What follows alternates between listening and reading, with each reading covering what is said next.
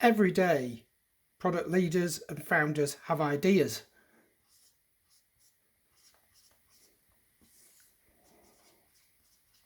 Some take it to concept. They get together with others and they shape those ideas into something with edges.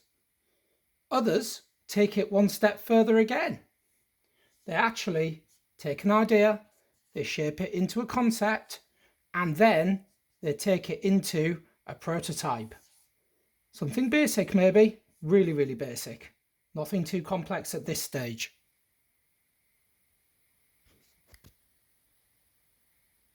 But all too often, people do one of two things.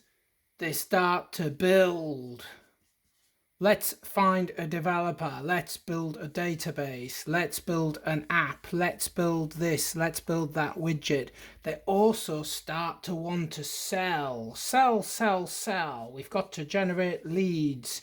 Leads on Facebook. Leads on LinkedIn. Sell. But hang on a minute. Is this really what you want to be doing?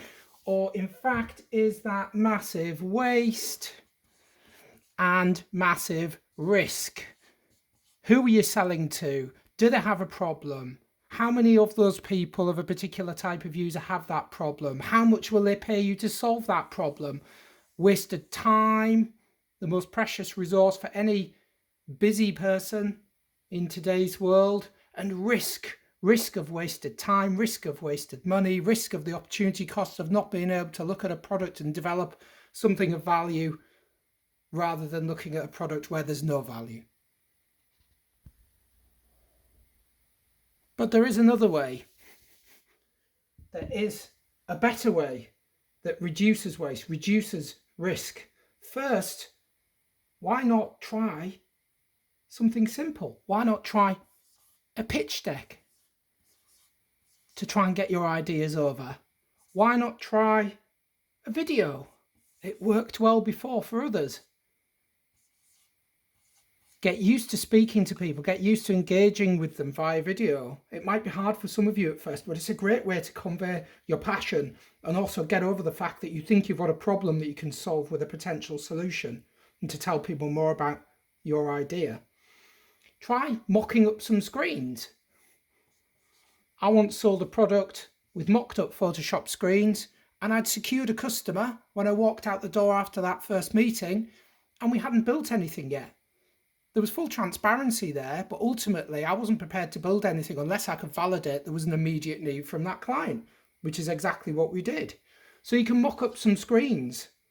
As well as that, you might actually want to do something even more radical, maybe quite old-fashioned. Why not actually inspire people with a speech? Inspire them with all of these things. But essentially, the focus here is on building an audience of those inspired by your idea, those who will tell you it's going to solve an immediate problem for them. Basically, build a minimum viable audience. Lots of people who all look the same. They might look the same as you if you have an immediate problem that your idea or concept or basic prototype is conveying and that has solved something significant for you. But you need to find others like you, or like the person who you think you're going to solve a problem for with this idea. So find more of these people, talk to them, engage with them, get them into a group, get them listening to you, get them feeding back on your ideas through the simple methods that I talked about before, and you will eliminate waste and risk from this process. Then start to look at building. Only then start to look at building out databases and apps and widgets, and then you can actually start building out a funnel.